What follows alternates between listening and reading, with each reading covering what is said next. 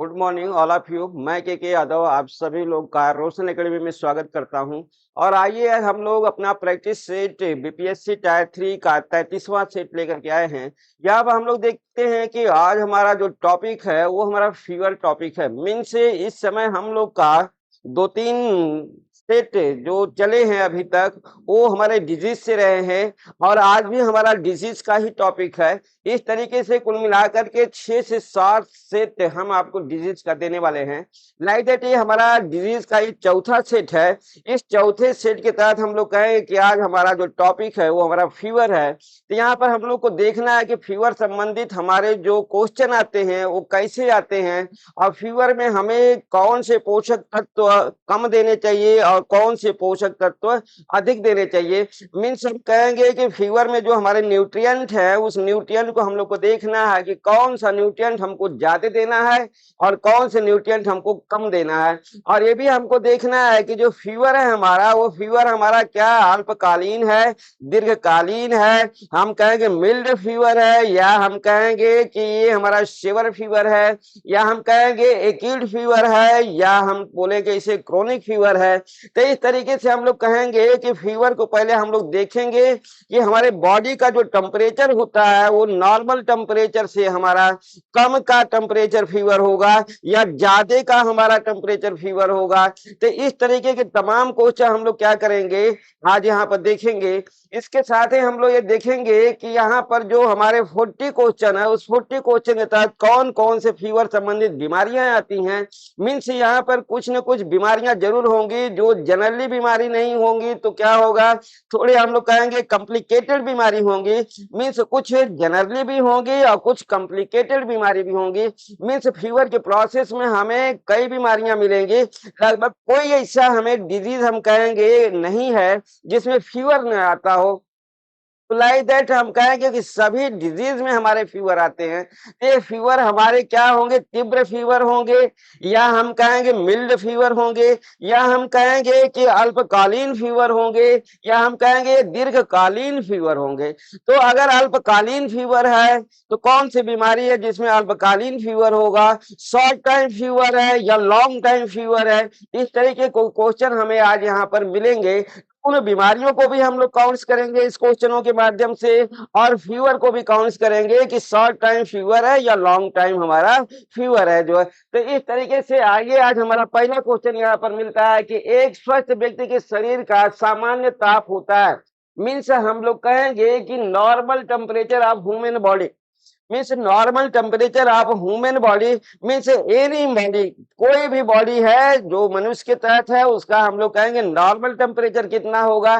तो human body के तहत हम लोग कहेंगे मेल भी होगा और फीमेल भी होगा। तो यहाँ पे देखिए मेल और फीमेल के प्रोसेस में बॉडी टेम्परेचर में हम लोग देखें तो बॉडी टेम्परेचर मेल का ज्यादा होता है या फीमेल का ज्यादा होता है। तो हम लोग कहेंगे कि बॉडी टेम्परेचर फीमेल का कम होता है और मेल का ज्यादा होता है। लेकिन जनरल की बात की जाए, ओवरऑल की बात की जाए तो हम लोग कहें कि बॉडी टेम्परेचर सबका औसत एक होता है। जबकि अगर डिफरेंस की बात कर दी जाए, अगर कोई कहता है कि बॉडी टेम्परेचर मेल का ज्यादा होगा या फीमेल का ज्यादा होगा तो हम लोग कहेंगे बॉडी टेम्परेचर मेल का ज्यादा होता है, फीमेल का कम होता है। लाइक दैट ये हमारा हम लोग प्रोसेस बता रहे हैं कि यहाँ पर ये हमारा जो टेम्परेचर मेल और फीमेल के तहत है हम लोग कहेंगे इन्फेंसी और चाइल्ड के लिए नहीं है। लाइक दैट अगर इन्फेंसी की बात की जाए, चाइल्ड की बात की जाए तो वहां पर हम कहेंगे कि गर्ल का हमारा बॉडी टेम्परेचर बॉयज से ज्यादा होता है जो है। तो यहाँ पर बातें हमारा जो है ह्यूमन बॉडी की है। अब ध्यान आपको ये रहे कि हमारा इन्फेंसी और चाइल्डहुड में गर्ल का टेम्परेचर बॉयज से ज्यादा होता है, जबकि मेल और फीमेल की प्रोसेस में मेल का बॉडी टेम्परेचर फीमेल से ज्यादा होता है। तो यहाँ पर देखते हैं हम लोग जो है एक स्वस्थ, एक हम लोग कहेंगे हेल्थी मैन जिसका बॉडी टेम्परेचर सामान्यतः होता है, हम कहेंगे 98.4 डिग्री फ़ारेनहाइट या 98.6 डिग्री फ़ारेनहाइट, या हम कहेंगे 98.5 डिग्री फ़ारेनहाइट या 99.5 डिग्री फ़ारेनहाइट। तो लाइक दैट हम लोग को मालूम होना चाहिए कि हमारा 98.6 है। देखिए 98.4 डिग्री फ़ारेनहाइट एक गलत आंसर होता है। कई किताबों में दे भी रखा है कि 98.4 डिग्री फ़ारेनहाइट होता है। नहीं, ये क्वेश्चन रॉन्ग है। ऐसे हम लोग कहेंगे 98.6 डिग्री फ़ारेनहाइट होता है, क्योंकि जब हम लोग क्या करते हैं, जब फार्मूले की बात आती है तो इसको हम लोग इस फार्मूले द्वारा निकाल सकते हैं कि फ़ारेनहाइट डिग्री सेल्सियस बराबर डिग्री सेल्सियस इंटू 9/5 प्लस 32। इस फार्मूले द्वारा हम लोग क्या कर सकते हैं, डिग्री सेल्सियस हम लोग को मालूम है 37 होता है। कितना होता है यहाँ पर देखिए, F इक्वल टू हम लोग कहेंगे बॉडी टेम्परेचर। हम लोग को मालूम है कि प्रत्येक व्यक्ति का जो बॉडी टेम्परेचर अगर डिग्री सेल्सियस में लिया जाता है तो 37 डिग्री सेल्सियस होता है। सी की वैल्यू हम लोग को मिलती है 37 डिग्री सेल्सियस, कितना है 37 इंटू 9/5 प्लस हम लोग कहते हैं 32। तो इस तरीके से 9×7=63 को आता है हमारा 3 और 9×3=27, 63 को 3 27 3 हमारा 30 3 33। देखिए ये हमारा आया 333। न 7×9=63 को 3 हाथ में 6 और 9×3=27 3 तो हम कहेंगे 33।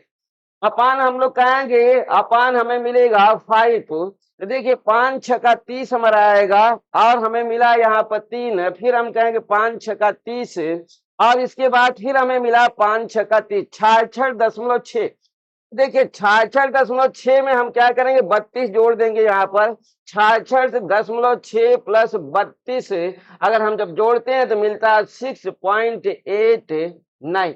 देखिए ये 9 ये हमारा डिग्री सेल्सियस में। इस तरीके से आप समझ गए होंगे कि हमें डिग्री सेल्सियस को फ़ारेनहाइट चेंज करना है। तो इस फार्मूले का हम लोग प्रयोग करते हैं। इस फार्मूले के प्रयोग द्वारा ये हम लोग क्या करते हैं, जो है डिग्री सेल्सियस को फ़ारेनहाइट में चेंज करते हैं और फ़ारेनहाइट को डिग्री सेल्सियस में चेंज करते हैं। तो इसके अकॉर्डिंग देखिए हमने क्या किया, जो है यहाँ पर आपको दिखा दिया कि आंसर हमारा कितना मिल रहा है, 98.6 डिग्री सेल्सियस। तो ये 98.6 डिग्री फ़ारेनहाइट क्या कहेंगे, फ़ारेनहाइट। तो ये हमारा करेक्ट ऑप्शन रहा 98.6 डिग्री फ़ारेनहाइट। अब आप कभी भी कंफ्यूज न करना, हमने काट रखा है इसको कि ये हमारा गलत आंसर है। हमने यहाँ पर फार्मूले द्वारा सिद्ध करके आपको दिखा दिया है। आइए नेक्स्ट क्वेश्चन में देखते हैं। देखिए शरीर के तापमान को नियंत्रित करता है, मीन्स बॉडी टेम्परेचर कंट्रोलर कौन है हमारा, यहाँ पर हम लोग कहेंगे बॉडी टेम्परेचर जो कंट्रोल करता है बॉडी के टेम्परेचर को कि तुम स्थिर रहो, कांस्टेंट रहो, 98.6 डिग्री फ़ारेनहाइट ही रहो, 37 डिग्री सेल्सियस ही रहो। तो हमारा कौन कंट्रोल करता है, हम कहेंगे ब्रेन का एक पार्ट होता है। उस ब्रेन के पार्ट को हम लोग कहते हैं हाइपोथैलेमस। हम लोग क्या कहेंगे, हाइपोथैलेमस। बॉडी में हमारे क्या है, ब्रेन का प्रोसेस है। इस ब्रेन का हमारा एक पार्ट है हाइपोथैलेमस। किसी दिन आपको हम ब्रेन का टॉपिक अच्छे से पढ़ाएंगे, उस समय आपको दिखाएंगे कि यहाँ पर हाइपोथैलेमस भी होता है, ब्रेन में सेरिबेलम भी होता है, सेरिब्रम भी होता है और मेडुला भी होता है। ये सभी चारों पॉइंट्स हमारे किसके हैं, ये चारों पॉइंट्स हमारे ब्रेन के हैं, ब्रेन के। ये सब हमारे ब्रेन के पार्ट हैं। जैसे आपको मालूम है ब्रेन के हमारे 3 पार्ट होते हैं, फोर ब्रेन, मिड ब्रेन और हिंड ब्रेन। तो इस तरीके से हमारा हाइपोथैलेमस जो हमारा ताप को कंट्रोल करता है बॉडी में, वो होता है हमारा हाइपोथैलेमस। आइए थर्ड क्वेश्चन हम लोग देखते हैं, जो है देखिए शरीर का थर्मोस्टेट कहा जाता है। थर्मोस्टेट आप समझते ही होंगे कि बॉडी का हमारा टेम्परेचर नापने वाला हमारा क्या है, ये यंत्र है। तो इस तरह हम कहेंगे थर्मोस्टेट, बॉडी के टेम्परेचर को नापने वाला हमारा थर्मोस्टेट क्या है, अभी हम लोग को मिला था हाइपोथैलेमस। तो इस तरीके से हम लोग इसको पर दूसरे क्वेश्चन के अकॉर्डिंग तीसरे क्वेश्चन को पकड़ लेंगे। अंतर क्या है कि यहाँ पर दिखा दिया थर्मोस्टेट, वहां पर हमारा क्वेश्चन था कि शरीर के टेम्परेचर को नापता है, यहाँ हम लोग कहेंगे कहा जाता है। आइए फोर्थ क्वेश्चन देखते हैं। देखिए हाइपोथैलेमस जीवाणु द्वारा संक्रमित होने पर उत्पन्न करता है। यहाँ पर हम लोग कहेंगे कि बॉडी का जो हमारे ब्रेन का जो हाइपोथैलेमस है, ये ब्रेन का हमारा हाइपोथैलेमस हम कहेंगे जीवाणु द्वारा संक्रमित होने पर उत्पन्न करता है। क्या उत्पन्न करता है? हम लोग कहेंगे कि ये इंटरल्यूकिन पदार्थ है, हम कहेंगे ज्वर है, फिर हम कहेंगे इंडोटॉक्सिन पदार्थ है। तो देखिए ये हमारे पदार्थ हैं, हम लोग क्या बोलेंगे? पदार्थ। लाइक दैट जब हमारा हाइपोथैलेमस इन्फेक्टेड होता है बैक्टीरिया द्वारा या वायरस द्वारा, या हम कहेंगे कि स्पोर्स द्वारा, जब ये इन्फेक्टेड होगा मीन्स संक्रमित होगा, तो ये उत्पन्न करेगा, क्या उत्पन्न करेगा? एक मैटर उत्पन्न करेगा जिसका नाम है इंटरल्यूकिन। इंटरल्यूकिन, इस इंटरल्यूकिन को ही हम लोग इंडोटॉक्सिन भी कहते हैं। क्या कहेंगे? इंडोटॉक्सिन। और इसके द्वारा उत्पन्न होगा, ज्वर उत्पन्न होगा। मीन्स हमारा ऑप्शन क्या सही होगा? डी सही होगा। आइए नेक्स्ट क्वेश्चन हम लोग देखते हैं, क्वेश्चन नंबर 5। देखिए ज्वर उत्पन्न होने का कारण है, हम लोग कहेंगे किसके कारण ज्वर उत्पन्न होता है? तो हम लोग कहेंगे कि यहाँ पर माइक्रो ऑर्गेनिज्म, माइक्रो ऑर्गेनिज्म के द्वारा क्या होते हैं? फीवर उत्पन्न होता है। हम लोग कहेंगे यहाँ पर देखिए माइक्रो ऑर्गेनिज्म, देखिए माइक्रो, माइक्रो ऑर्गेनिज्म, ऑर्गेनिज्म सूक्ष्म जीव। ये सूक्ष्म जीव हम लोग को मालूम है कि ये पर हमारा बैक्टीरिया होता है, बैक्टीरिया, बैक्टीरिया होगा, वायरस होगा, वायरस होगा, और हम कहेंगे बीजाणु होगा, बीजाणु स्पोर्स। तो इस तरीके से हमारा सूक्ष्म जीव आया, और सूक्ष्म जीव के तहत हमारे क्या मिले? देखिए ये हमारे जीवाणु मिला, विषाणु मिला, परजीवी मीन्स पैरासाइट्स मिला। ये हमारा ज्वर उत्पन्न होने के कारण क्या है? संक्रमण, ट्रांसजिशन। इस तरीके से उत्पन्न होने के जो फैक्टर हैं हम कहेंगे सभी हैं, ये सभी फैक्टर हैं जिनके कारण फीवर उत्पन्न होता है। आइए छठा क्वेश्चन हम लोग देखते हैं। देखिए शरीर का तापमान 1 डिग्री फ़ारेनहाइट बढ़ने पर BMR बढ़ जाता है।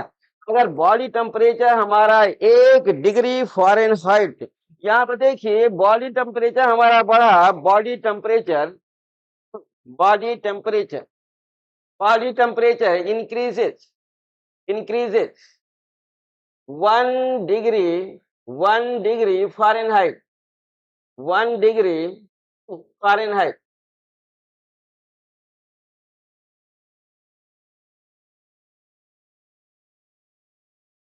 देखिए बॉडी टेम्परेचर हम लोग कहेंगे कि 1 डिग्री फ़ारेनहाइट, 1 डिग्री फ़ारेनहाइट, और हम कहेंगे 1 डिग्री सेल्सियस, ये दोनों चीजें। अगर 1 डिग्री फ़ारेनहाइट इंक्रीजेस, तो हम कहेंगे BMR हमारा बढ़ेगा 7%। कितना बढ़ेगा? 7% बढ़ता है। अगर 1 डिग्री सेल्सियस इंक्रीज करता है तो हम लोग कहेंगे BMR हमारा बढ़ेगा 13%। कितना? 13%। तो इस तरीके से ये क्वेश्चन आपके आए हुए हैं। लाइक दैट ये क्वेश्चन तो आपका आया हुआ ही है, समझ गए? 7% BMR कितना बढ़ा? 7% बढ़ा। अगर डिग्री सेल्सियस की बात आएगी, अब ये क्वेश्चन आपका पूछा नहीं गया है, ये क्वेश्चन अगर आपको पूछा जाएगा तो आप हमेशा याद रखना कि 1 डिग्री सेल्सियस अगर बॉडी टेम्परेचर बढ़ेगा तो BMR हमारा कितना बढ़ जाएगा? 13 डिग्री सेल्सियस, 13% हमारा क्या करेगा? BMR बढ़ जाएगा, जबकि फ़ारेनहाइट में 7% बढ़ेगा। आइए नेक्स्ट क्वेश्चन देखते हैं, 7वां क्वेश्चन। देखिए हानिकारक ज्वर की स्थिति है, मीन्स हम कहेंगे harmful condition of in fever. तो यहाँ पर हार्मफुल कंडीशन इन फीवर में हम कहेंगे बॉडी टेम्परेचर कितना होगा? 39 डिग्री सेल्सियस होगा, 40 डिग्री सेल्सियस होगा, 40.6 डिग्री सेल्सियस होगा। ब्रैकेट में लिया गया 105 डिग्री फ़ारेनहाइट, फिर लिया डी में 45.5 डिग्री सेल्सियस। तो ये हम लोग कहेंगे हानिकारक है, मीन्स हम लोग कहेंगे कि ये हमारा क्या? नुकसानदायक है। हम लोग कहेंगे कि ये क्रिटिकल पोजीशन का नहीं है, क्रिटिकल पोजीशन का अलग टेम्परेचर होता है। हम कहेंगे क्रिटिकल पोजीशन का है, क्रिटिकल, ये क्रिटिकल पोजीशन का है, पोजीशन, ये क्रिटिकल पोजीशन का टेम्परेचर है, और ये हमारा हार्मफुल का है, इसे हम कहेंगे हार्मफुल का है, ये हार्मफुल का। लाइक दैट हमारा क्वेश्चन यही है हार्मफुल का। हम लोग कहेंगे 40.6 डिग्री सेल्सियस है, या 104 से 105 डिग्री फ़ारेनहाइट, ये हमारे हानिकारक बॉडी टेम्परेचर होते हैं। आइए नेक्स्ट क्वेश्चन हम लोग देखते हैं अपना 8वां क्वेश्चन हमारा, किस बीमारी में तीव्र ज्वर उत्पन्न होता है। तो यहाँ पर देखिए हम लोग कहेंगे कि फीवर हमारा क्या होगा, एक हम लोग कहेंगे तीव्र ज्वर होगा, एक हम लोग कहेंगे क्या दीर्घकालीन ज्वर होगा। मीन्स फीवर को हम क्लासिफाइड करते हैं, फीवर को दो वर्गों में क्लासिफाइड किया गया है, एक हम कहेंगे एक्यूट फीवर और दूसरा कहेंगे क्रोनिक फीवर। लाइक दैट यहाँ पर देखिए फीवर का प्रोसेस हमारा फीवर फीवर इसे क्लासिफाइड किया गया दो वर्ग में, हम लोग कहेंगे acute acute fever acute fever और दूसरा हम लोग कहेंगे क्रोनिक फीवर क्रोनिक फीवर। अब एक्यूट फीवर को हम लोग बोलते हैं हिंदी में बाबा तीव्र ज्वर, और इसे हम लोग बोलते हैं दीर्घकालीन दीर्घकालीन दीर्घकालीन ज्वर। अब देखिए तीव्र ज्वर हमारा जो होगा वो शॉर्ट टाइम फीवर होगा, इसे हम लोग कहेंगे शॉर्ट टाइम फीवर फीवर।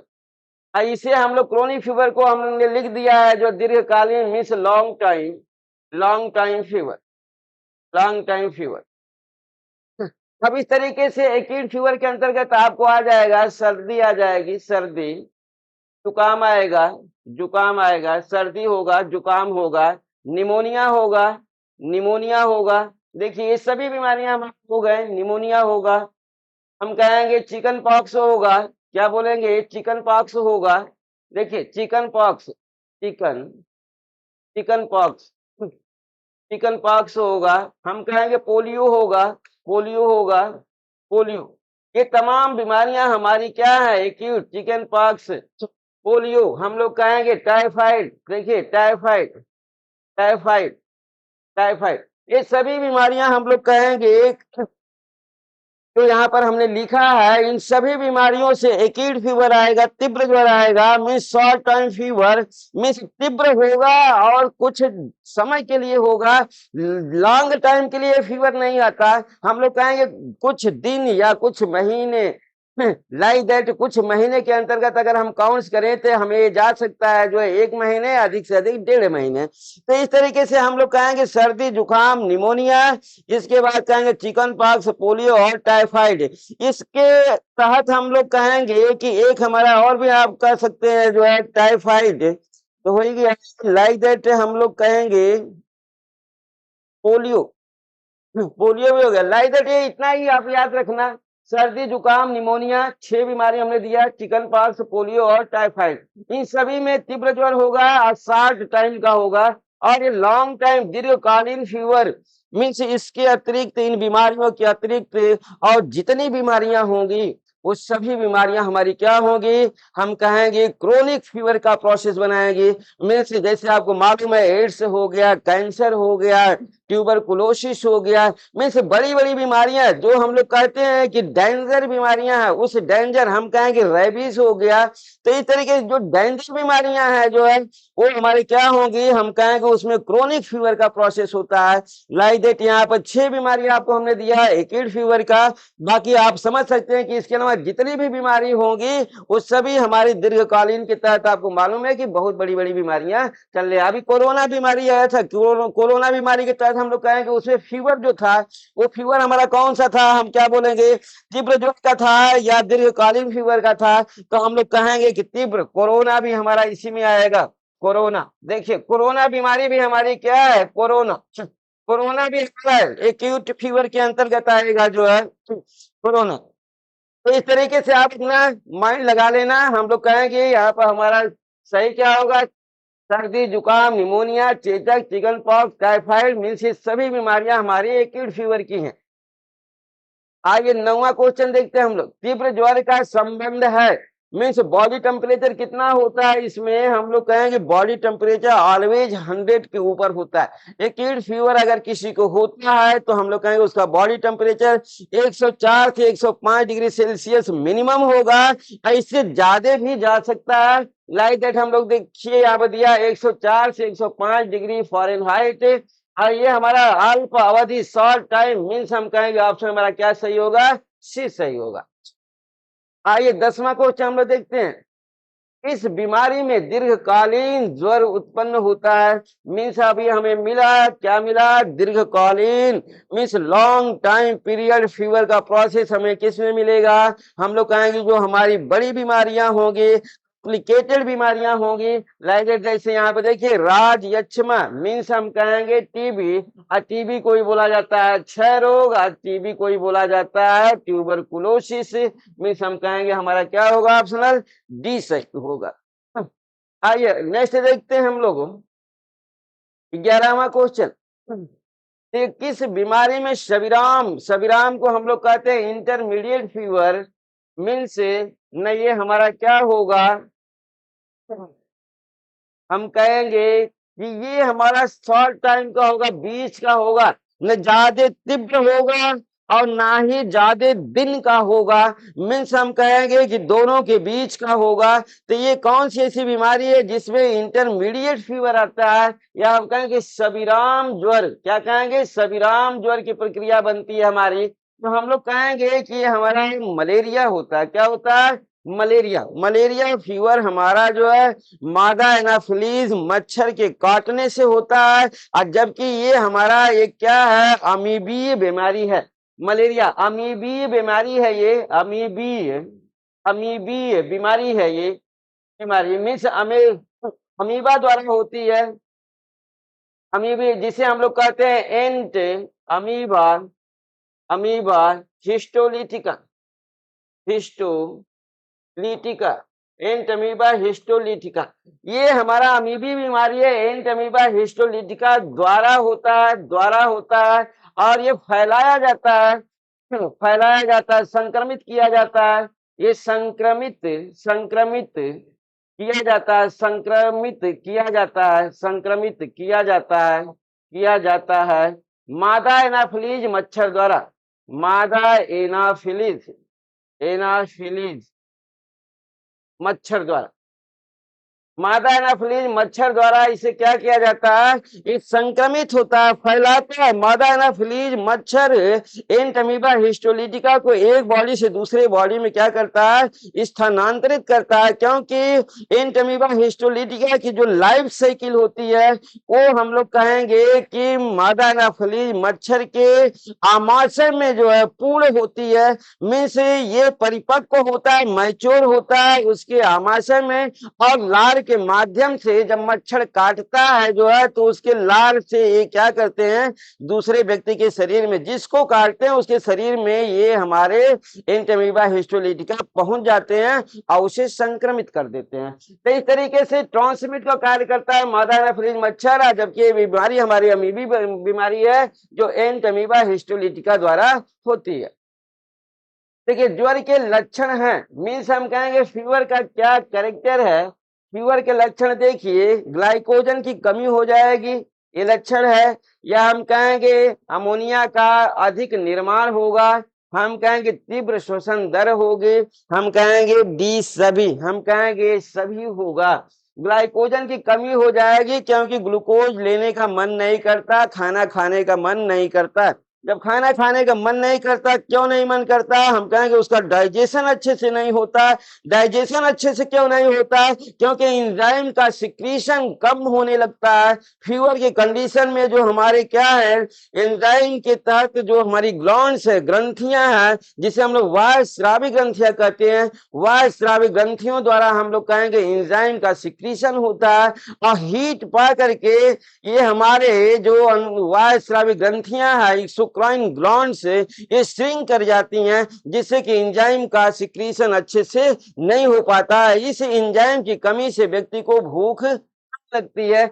कहीं जब भूख कम लगेगी तो ग्लूकोज नहीं लेगा तो ग्लाइकोजन की उसके बॉडी में क्या हो जाएगी, कमी हो जाएगी। हम कहें अमोनिया का अधिक निर्माण, हम कहेंगे प्रोटीन की प्रक्रिया हमारी क्या है, वो ज्यादा ब्रेक करने लगेगी और उस प्रोटीन से अमोनिया का निर्माण ज्यादा, हम कहेंगे रेस्पिरेशन रेट हमारी क्या हो जाएगी, ज्यादा हो जाएगी।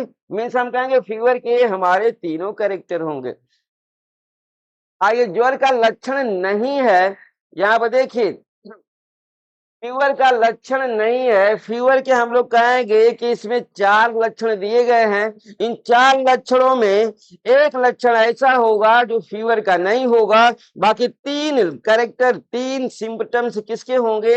हम लोग कहेंगे फीवर के होंगे। केवल एक सिम्पटम्स ऐसा होगा जो हमारा फीवर का नहीं होगा। तो देखिए, हम लोग कहेंगे भूख न लगना, ये हमारे फीवर का कैरेक्टर है, फीवर का लक्षण है। हम लोग कहेंगे अधिक पसीना आना, ये भी हमारा फीवर का कैरेक्टर है।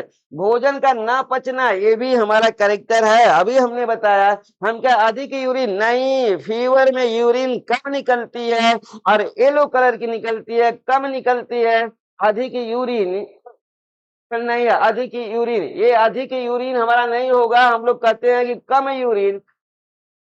फीवर में हमें क्या है? फीवर में हम लोग कहते हैं, फीवर में कम यूरिन निकलती है, कम यूरिन निकलती है, कम यूरिन निकलती है। ये भी हमारा कम यूरिन निकलती है और इनका जो कलर होता है ये पीला होता है, पीले रंग का होता है यूरिन का कलर। कलर इसका कैसा होगा? कलर हम लोग कहेंगे कलर इसका पीला होता है। तो इस तरीके से यहाँ पर दिया गया अधिक यूरिन मीन्स ये हमारा लक्षण नहीं है। 13वां की 14वां क्वेश्चन देखिए, ज्वर की स्थिति में कौन सा मिनरल पसीने में अधिक निकलता है? यहाँ पर मिनरल्स दे रखा है, मीन्स हम कहेंगे जो भी पर्सपिरेशन होगा पेशेंट को, मीन्स पसीना आएगा, जो भी पसीना आएगा, थोड़ा आए या ज्यादा आए, फिलहाल तो हम लोग कहते हैं फीवर में पसीना ज्यादा आता है। अब हम कहेंगे कि यहाँ पर उस पसीने में हमारा मिनरल्स अधिक कौन होगा? सोडियम होगा, पोटेशियम होगा, क्लोराइड होगा, डी हम कहेंगे सभी होगा। तो लाइक दैट हम कहेंगे कि ऑलवेज सोडियम क्लोराइड के साथ जुड़ करके सोडियम क्लोराइड के फॉर्म में आता है, हम कहेंगे, और पोटेशियम होता है, मीन्स हम कहेंगे ऑप्शन हमारा डी सही है। मीन्स सोडियम, पोटेशियम और क्लोराइड ये सब हमारे क्या होते हैं?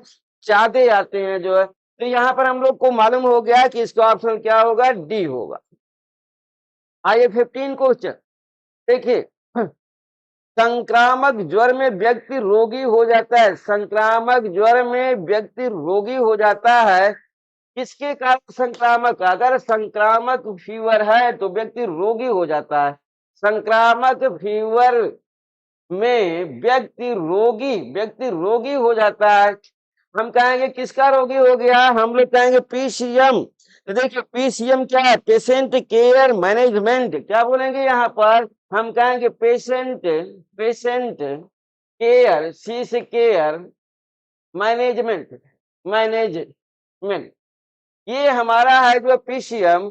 ऐसे आपको मालूम ही होगा कि प्रोटीन, ऊर्जा, mail nutrition, protein, energy, mail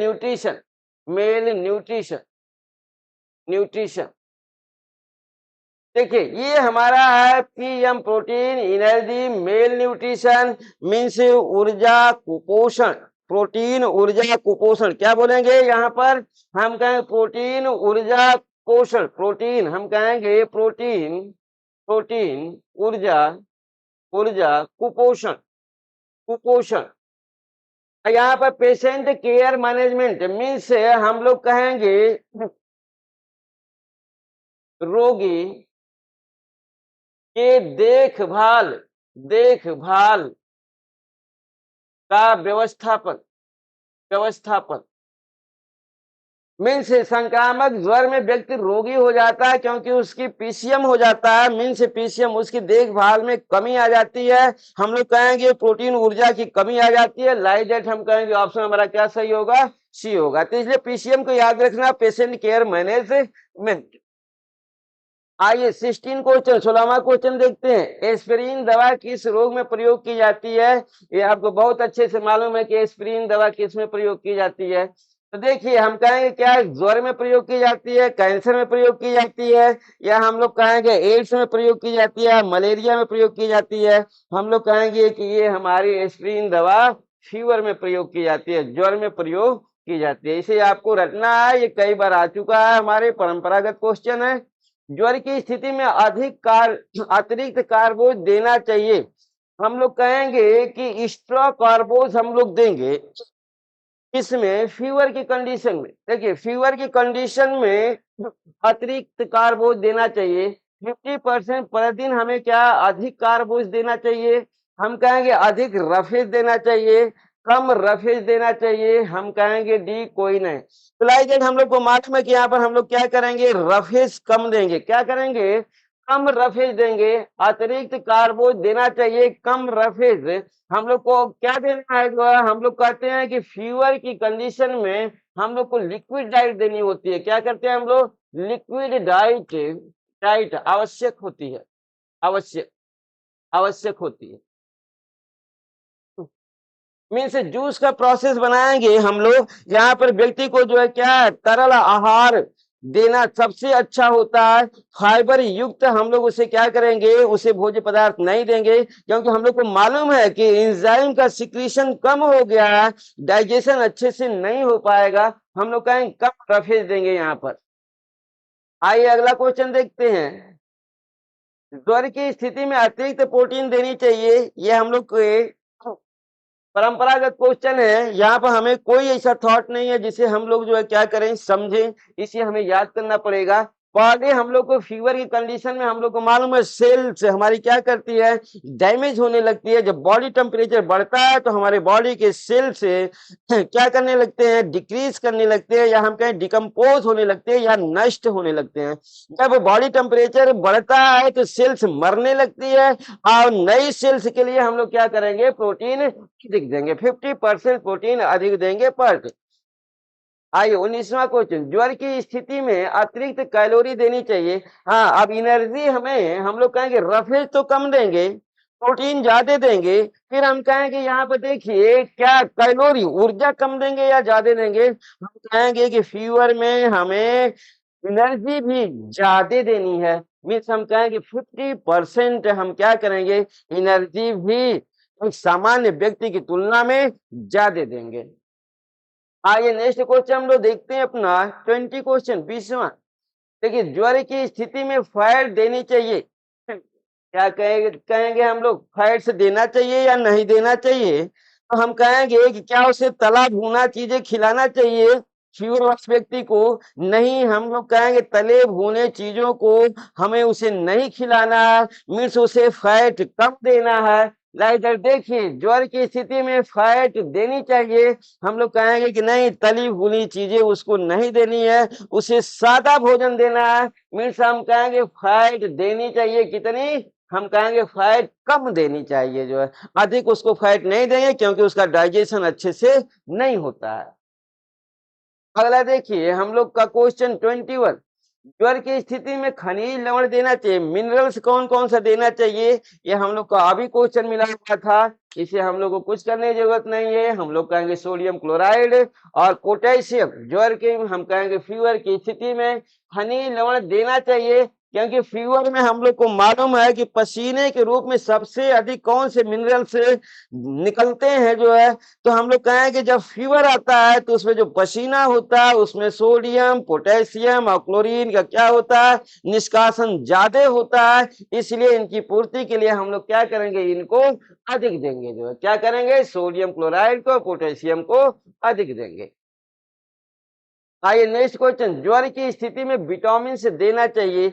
यहाँ पर देखिए कौन सी विटामिन हमें मरीज को देना चाहिए। अगर उसको फीवर है, वो फीवर चाहे हमारा हम कहेंगे एक्यूट फीवर हो, या हम कहें चाहे क्रोनिक फीवर हो, जो भी फीवर हो, या हम कहेंगे ऐसे भी अगर हम कहेंगे अगर फैटिग्यू आ गया है, थकान आ गई है, तो उस थकान में भी हमें फीवर आता है, उस समय हमें क्या लेना चाहिए, जो है उस फीवर को खत्म करने के लिए हम कहेंगे विटामिन ए और विटामिन सी। ये होता है नींबू पानी हम लोग पिएंगे, थकान क्या होगी, दूर होगी। तो इस तरीके से हम लोग को मालूम कि ज्वर की स्थिति में हम लोग लेंगे विटामिन ए और विटामिन सी।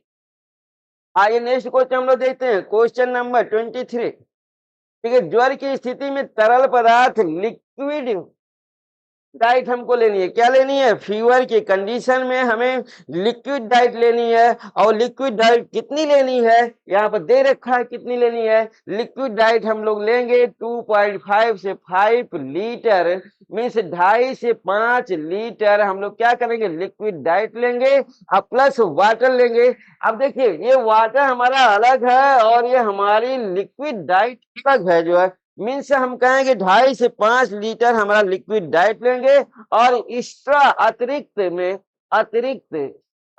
में हम लोग क्या करेंगे, अतिरिक्त में हम जल भी लेंगे। अब फीवर में हम लोग को मालूम है कि वाटर हमें कम लेना चाहिए, अतिरिक्त जल लेंगे और सामान्य से कम लेंगे। क्या करेंगे, सामान्य से कम लेना चाहिए। फीवर में जल हमें सामान्य से कम लेना चाहिए। हमें अधिक क्या लेना चाहिए, हम लोग कहेंगे लिक्विड डाइट। ये हमारा लिक्विड डाइट है, हम कहेंगे हमें लिक्विड डाइट अधिक लेनी चाहिए। क्या कहेंगे, अधिक लेनी चाहिए, लिक्विड डाइट अधिक लेनी चाहिए। और जबकि वाटर हम लोग क्या करेंगे, लेंगे लेकिन सामान्य से कम लेंगे।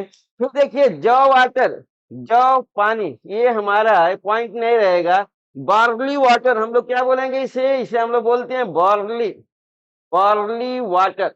ये देखिए बार्ली वाटर, याद करना, जौ के पानी को हम लोग बार्ली वाटर कहते हैं। ऐसे तो आप जान ही रहे हैं जो ग्लूकोज वाटर है, ग्लूकोज पानी, हम कहेंगे डी सभी। मीन्स हमारा ऑप्शनल क्या मिला, सही डी मिला। मीन्स ज्वर की स्थिति में तरल पदार्थ यहाँ पर हम लोग लिक्विड डाइट लेंगे, बार्ली वाटर लेंगे, ग्लूकोज वाटर लेंगे, डी हमारा सभी। देखिए नेक्स्ट क्वेश्चन हमारा टाइफाइड ज्वर के लक्षण है। टाइफाइड हम लोग को मालूम है, टाइफाइड मीन्स हम लोग कहेंगे आंत्र ज्वर। टाइफाइड को क्या बोला जाता है, आंत्र ज्वर बोला जाता है। इसे आप देखिए, जब ये हमारा मालूम है कि टाइफाइड फीवर को हम लोग आंत्र ज्वर कहते हैं, मीन्स हम लोग कहेंगे इसे इंटेस्टाइनल फीवर। क्या बोलेंगे,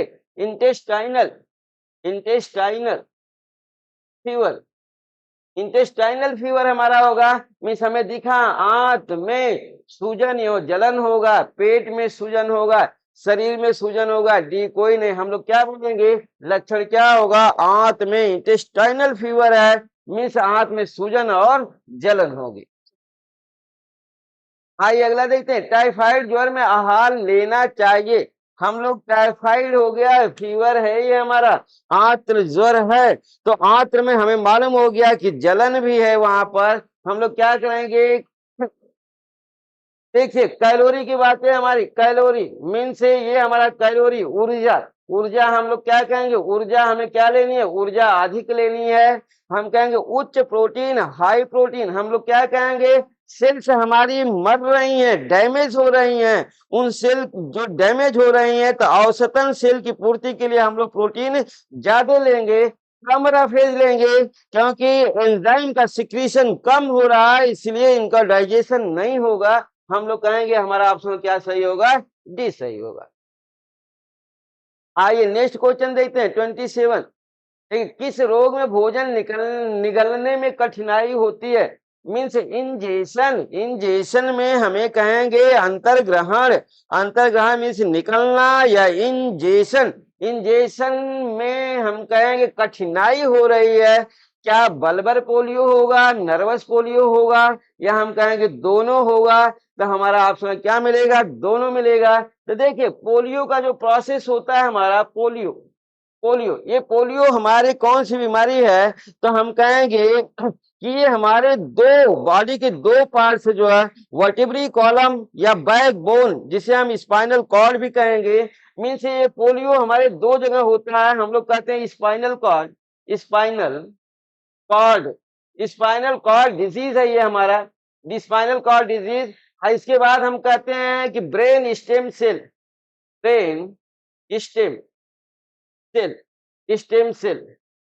डिजीज। मीन्स यहाँ पर देखिए हम लोग कहेंगे कि ये हमारा क्या है, तंत्रिकी है। यहाँ पर हमें दिखा रहा है जो brain stem cells, means brain हमारी किसकी बनी है, हम लोग कहेंगे तंत्रिका की बनी है। तंत्रिका किसकी बनी है, न्यूरॉन्स की बनी है। मीन्स ये ब्रेन स्टेम सेल हमारी क्या है, ये हम लोग कहेंगे न्यूरॉन्स मीन्स न्यूरॉन्स की बीमारी है। हम कहें स्पाइनल कॉर्ड की बीमारी है, जिसे आप बैकबोन भी बोलते हैं, बैकबोन। बैकबोन भी आप बोलते हैं या वर्टिब्री कॉलम भी बोलते हैं, vertebrae vertebrae column, vertebrae column भी आप इसे बोलते हैं। स्पाइनल कार्ड मीन्स हमारा पोलियो का जो प्रोसेस होता है, यहाँ पर देखिए तो में भोजन निकलने में कठिनाई होती है, तो हम कहेंगे कठिनाई हमारे पोलियो में होती है। ये बल्बर श्रेम देखिए, ये ही हमारा क्या है, ये हमारा बल्बर श्रेम है। जब स्पाइनल कॉर्ड डिजीज का प्रोसेस होगा तो उसे बल्बर पोलियो कहेंगे, और जब हमारा ब्रेन स्टेम का प्रोसेस होगा तो ब्रेन स्टेम प्रोसेस को हम लोग बोलेंगे, क्या बोलेंगे, नर्वस पोलियो बोलेंगे। तो इस तरीके से आपको दोनों का प्रोसेस मालूम हो गया होगा कि बल्बर पोलियो क्या है, नर्वस पोलियो क्या है। मीन्स हम लोग को मालूम हो गया बल्बर पोलियो का संबंध स्पाइनल कॉर्ड से है और नर्वस पोलियो का संबंध हमारा ब्रेन स्टेम से है। तो इस तरीके से ऑप्शन हमारा क्या सही होता है, सी। आइए नेक्स्ट क्वेश्चन देखते हैं 27। देखिए क्षय रोग में किस मिनरल की मांग बढ़ जाती है। क्षय रोग मीन्स ट्यूबरकुलोसिस। क्षय रोग का हम लोग को मालूम है कि क्षय रोग को हम लोग क्या कहते हैं, इस क्षय रोग को हम लोग जो है ट्यूबरकुलोसिस बोलते हैं। ट्यूबरकुलोसिस ट्यूबरकुलोसिस कहेंगे, या इसे हम लोग बोलेंगे टीबी बोलेंगे, टीबी बोलेंगे, या हम इसे राजयक्षमा बोलेंगे। क्या बोलेंगे, राजयक्षमा बोलेंगे। इसमें हम लोग को मालूम है किस मिनरल की मांग बढ़ जाती है, हम लोग कहेंगे कैल्शियम की मांग बढ़ जाती है। किस मिनरल की, कैल्शियम की मांग बढ़ जाती है। आइए नेक्स्ट क्वेश्चन हम लोग देखते हैं 28। देखिए क्षय रोग में प्रोटीन की आवश्यकता होती है।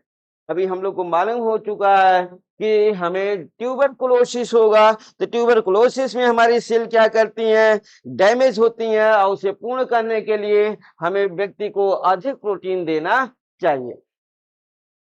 आइए नेक्स्ट क्वेश्चन हम लोग देखते हैं 29। क्षय रोग में लाभकारी होता है। देखिए क्या लाभकारी होता है, cod liver oil, vitamin A, हम कहेंगे सी दोनों। तो हम लोग को मालूम हो गया यहाँ पर ऑप्शन हमारा क्या मिलेगा, विटामिन ए भी मिलेगा। देखिए हम लोग ऑप्शन मिला से कॉड लिवर की प्रक्रिया आप देख लीजिए। हम लोग कहते हैं कॉड लिवर आयल, ये एक प्रकार का आयल है, फिश आयल है, इसे हम लोग कहेंगे फिश आयल है। Fish liver oil, fish liver oil, ये फिश लीवर आयल है।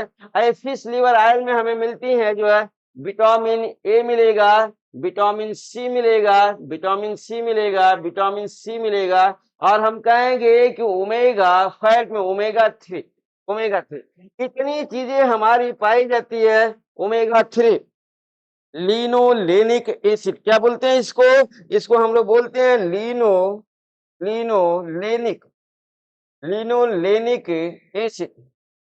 तो इस तरीके से आपको मालूम हो गया होगा कि हमें कॉड लिवर क्या है, फिश लीवर आयल मीन्स ये मछली के यकृत से तेल निकाला गया, जिसमें क्या पाया गया, विटामिन ए पाया गया, विटामिन सी पाया गया और ओमेगा 3 पाया गया। मीन्स हम कहेंगे क्षय रोग में लाभकारी होता है, मछली खाओ भैया, और हम कहेंगे विटामिन देखिए ए भी मिलेगा, ऑप्शन सी होगा। तो इस तरीके से हम लोग का मछली का तेल याद रहे, कॉड लिवर आयल। आइए अगला क्वेश्चन हम लोग देखते हैं 30। देखिए ट्यूबरकुलोसिस में अतिरिक्त आहार देना चाहिए। अतिरिक्त आहार हम लोग किसका देंगे, यहाँ पर देखिए हमारा क्या, विटामिन सी देंगे, हम कहें विटामिन सी देंगे, विटामिन B3 देंगे, विटामिन B1 B2 डी देंगे और विटामिन ए देंगे। लाइक दैट हम लोग कहेंगे बाबा यहाँ पर सब देंगे, हमारा प्रोसेस सही होगा। ई का हम लोग कहेंगे सभी देंगे।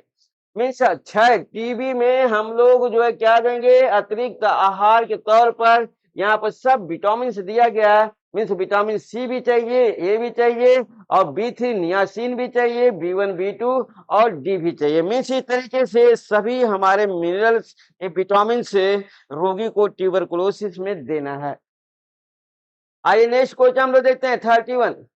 देखिए फीवर की स्थिति में तरल पदार्थ देना चाहिए। लिक्विड डाइट हम लोग देंगे, कितने कितने समय पर देंगे, टाइम ड्यूरेशन क्या होगा लिक्विड डाइट देने का, हम लोग कहेंगे जो टाइम ड्यूरेशन होगा 2 आवर्स, मीन्स 2 घंटे पर और 3 घंटे पर हम लोग क्या करेंगे, उसको लिक्विड डाइट देंगे। मीन्स ऑप्शन हमारा क्या सही होगा, ए सही होगा। 2 घंटे के अंतराल पर या 3 घंटे के अंतराल पर हम लोग क्या करेंगे, उसे लिक्विड डाइट देंगे।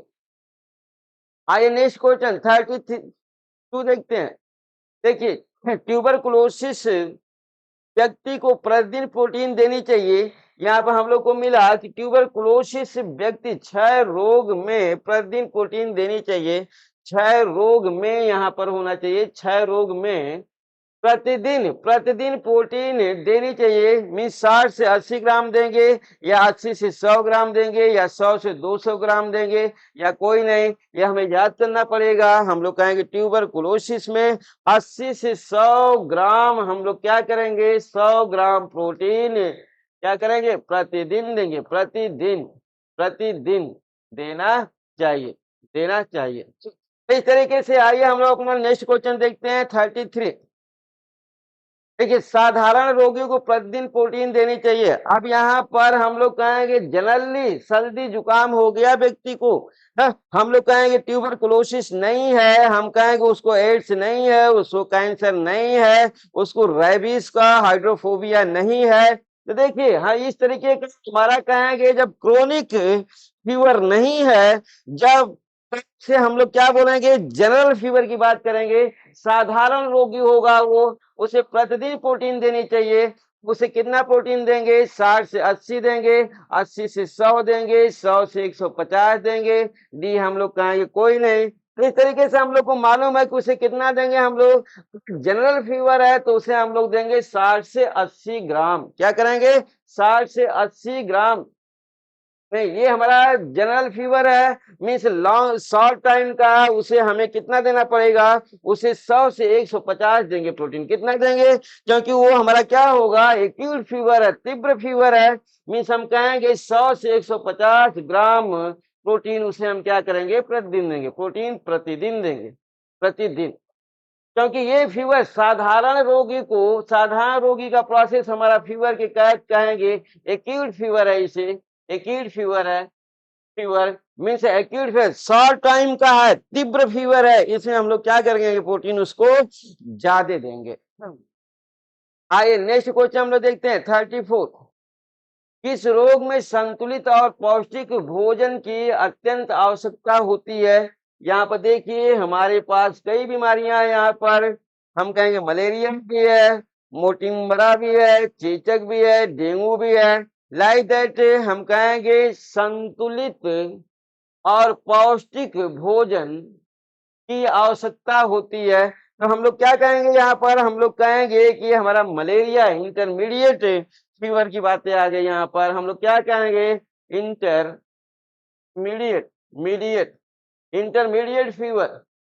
इंटरमीडिएट फीवर के तहत हम लोग क्या कहेंगे, संतुलित और पौष्टिक भोजन की उसको आवश्यकता होती है।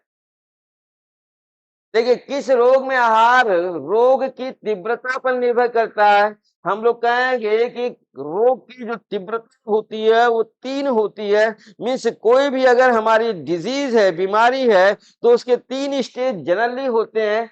3 स्टेज होते हैं। एक हम लोग कहेंगे सेडेंटरी स्टेज होगी, दूसरा मॉडरेट स्टेज होगी, तीसरा फाइनल स्टेज होगी। तो इस तरीके से किस रोग में आहार रोग की तीव्रता पर निर्भर करता है। तो इसमें चेचक है, पीलिया है, मलेरिया है, मोटिमरा है। लाइक दैट हम लोग इसे कहेंगे कि हमारा जो चेचक होगा, इस चेचक की बीमारी में हम लोग क्या करेंगे, उसकी तीव्रता अगर ज्यादा है तो हम लोग कहेंगे उस समय डाइट उसको कम देंगे, कम है तो डाइट ज्यादा देंगे। तो इस तरीके से हमारी तीव्रता के आधार पर यहाँ पर उसको न्यूट्रिएंट दिया जाता है।